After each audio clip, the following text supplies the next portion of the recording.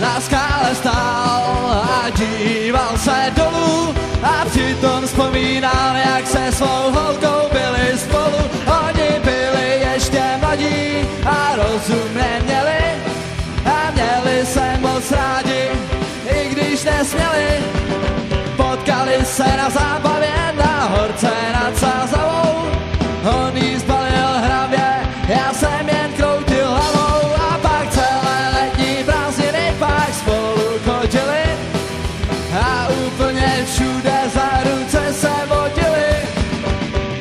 Proč odcházíš, proč chceš jít nocí temnou?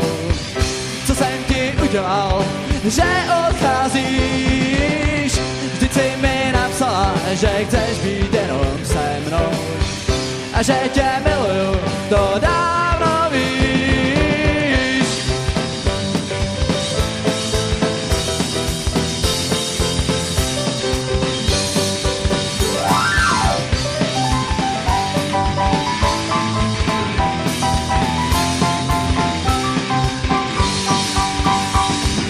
Potom škola začala a on jí přestal hlídat.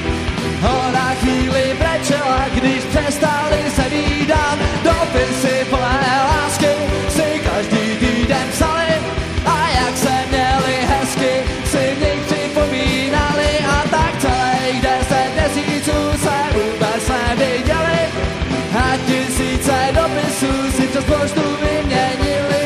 A viděli se zás až na zábavě, když on byl na sračky a ona mu úplně z ničeho nic dala kopačky.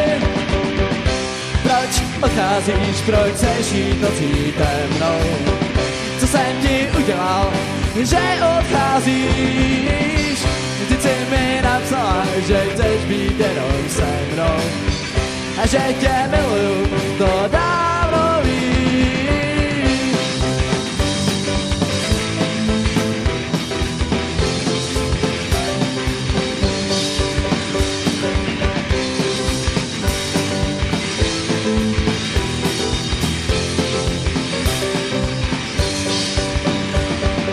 Možná, že se divíte, jak tohle všechno vím.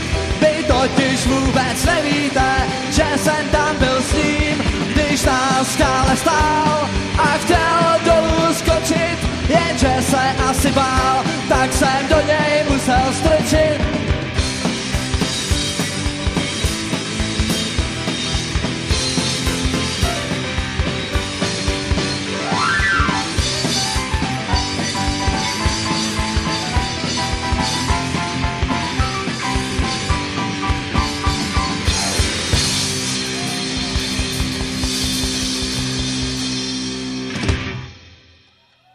Díky.